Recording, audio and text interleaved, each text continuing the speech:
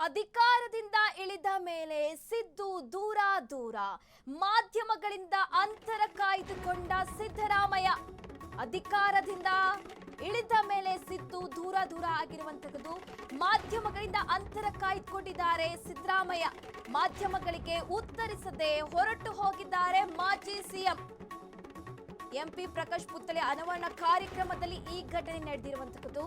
ಮಾಧ್ಯಮದವರನ್ನು ಮಾತನಾಡಿಸದೆ ಕೈ ಸನ್ನೆ ಮಾಡಿ ಹಾಗೆ ಹೊರಟು ಹೋಗಿದ್ದಾರೆ ಏನನ್ನು ಕೂಡ ಮಾತನಾಡದೆ ಕೈ ಸನ್ನೆ ಮಾಡಿ ಹೋಗಿದ್ದಾರೆ ಸಿದ್ದರಾಮಯ್ಯ